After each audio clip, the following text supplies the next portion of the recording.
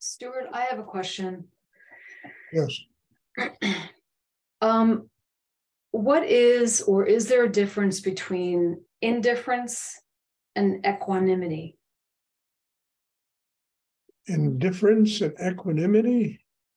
Yeah, like, when you like don't have a charge on something, so you feel balanced. I'm associating that with equanimity, but sometimes I'm wondering if I'm just like, am I not like digesting something, or am I just like being indifferent and like pushing away from it?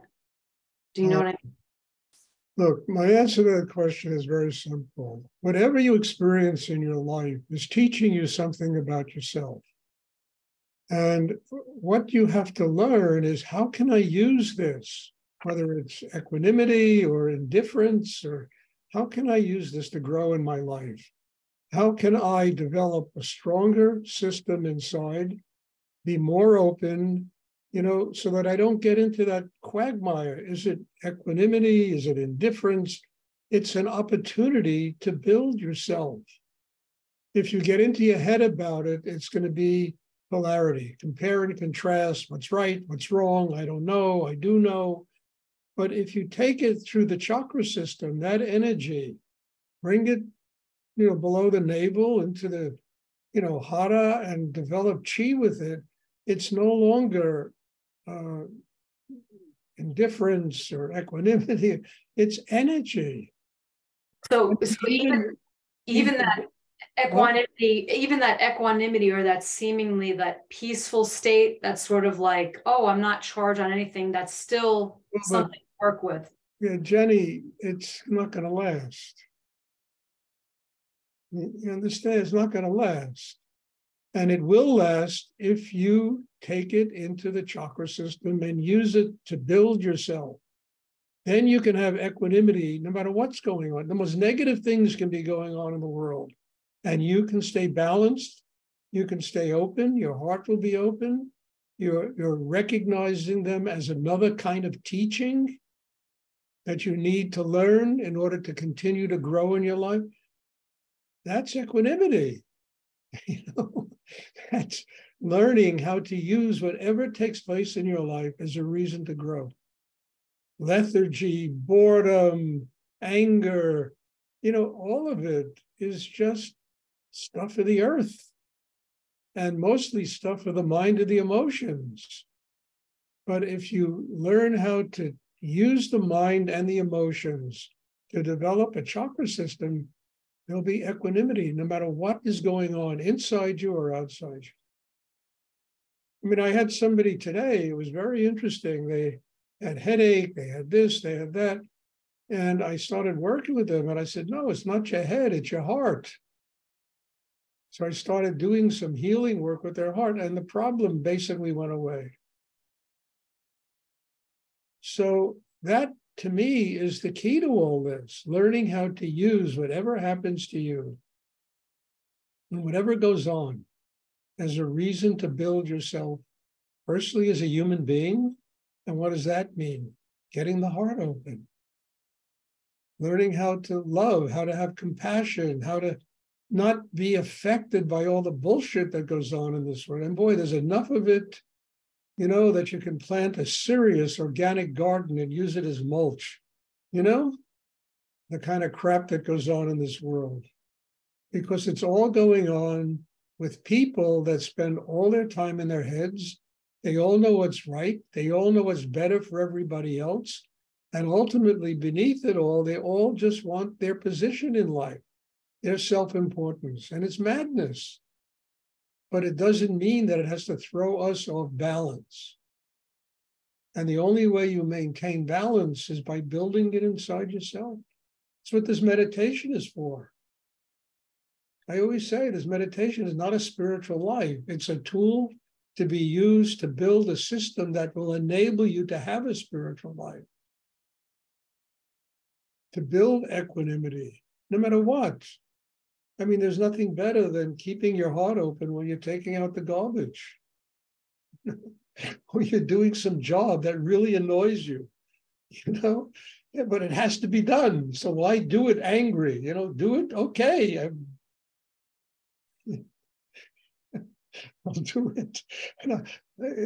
It'll get done. I can, and I can learn how to be grateful that I'm doing something that annoys me, but I'm doing it with my heart open, gratitude that I can do this without being bothered by it.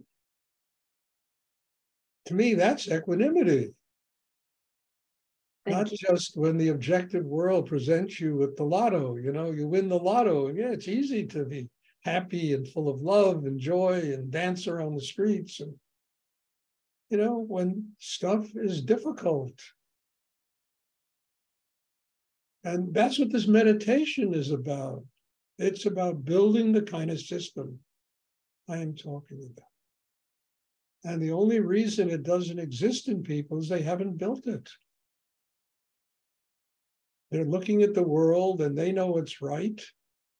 And the world just doesn't quite fit in. And so there's always that unhappiness because it doesn't work the way we think. And it's never going to work the way we think it's supposed to work. It never will.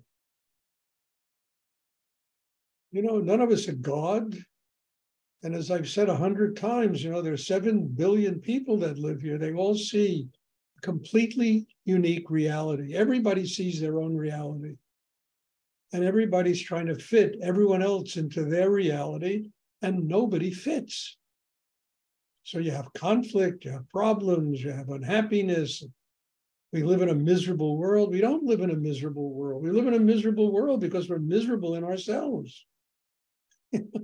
If people would just open their hearts, it would transform the world. So there's really nothing to get upset about. Exactly.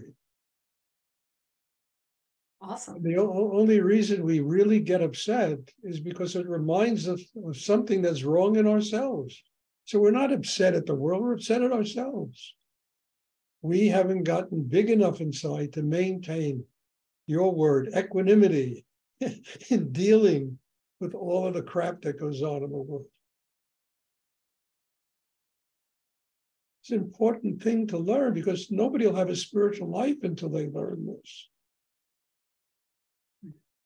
I mean, I had a student once, I'll never forget this, She came to me one day and said, I studied transcendental meditation. I meditated 4 hours a day, blah, blah, blah. I went on this for weeks and months at a time. And then I would go out on the streets and I would step onto the streets and completely freak out. Meditation is not just the meditation room. Using the meditation room to build a system so you can step out on the streets and not freak out is what meditation is really about. God is everywhere, not just in a meditation room, not just in an ashram. The real sign of the success of the ashram is people that leave. What do they take with them? Not the people that spend the rest of their lives there. In any ashram, any monastery, it's the people that leave. What do they take with? Can they leave and see the miracle of God in everything that goes on in this world?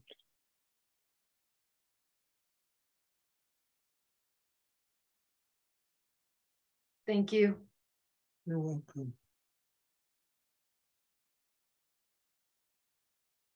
Does anyone else? I hope this is clear because we're trying to build a system that enables us to have a spiritual life.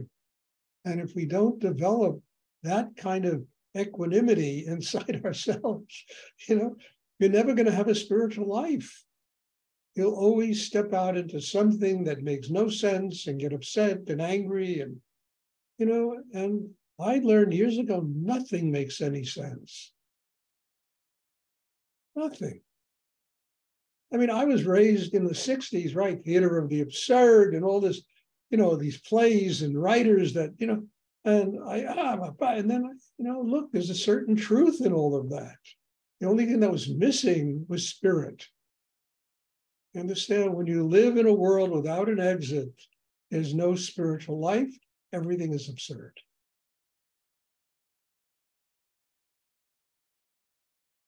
So early on, I used that in order to learn how to reject it, to find a higher purpose for living my life.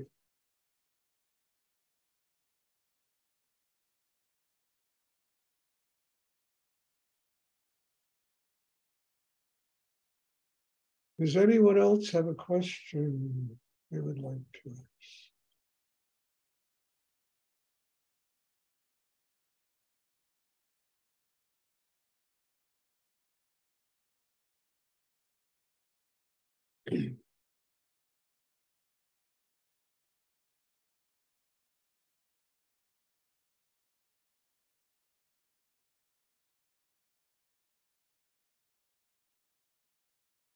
Okay, if there are no questions, no more questions.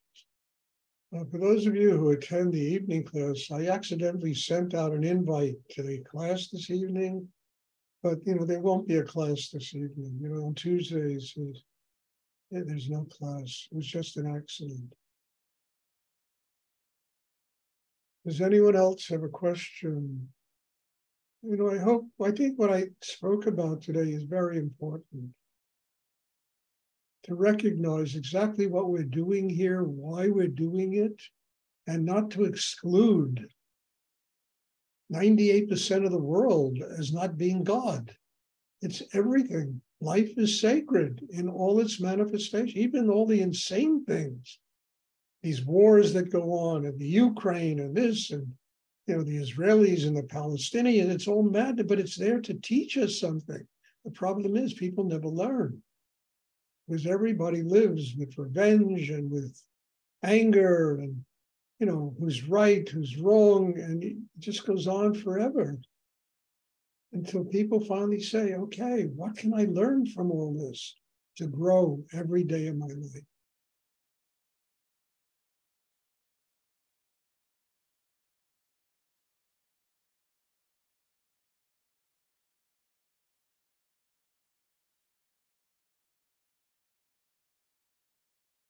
Stuart, I'm Yes? Marcia.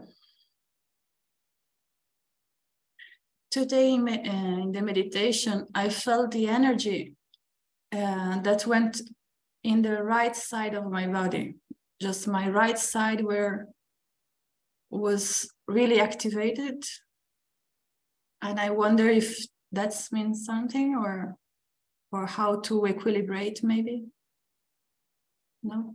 To balance this? No, it'll balance itself out as you continue to take energy through your system. That's nothing to worry about, even think about. Be happy that it's going in through the right side, that it's coming inside you, and it's nothing to even concern yourself about. It's just, Does anyone else have a question? Okay. All right. There'll be a class on Thursday. God bless you all. And as I tell you all after every class, you are my teacher. Your presence here is making me work very deep on myself. God bless you all. And I'm looking forward to seeing everybody class on Thursday. Bless you.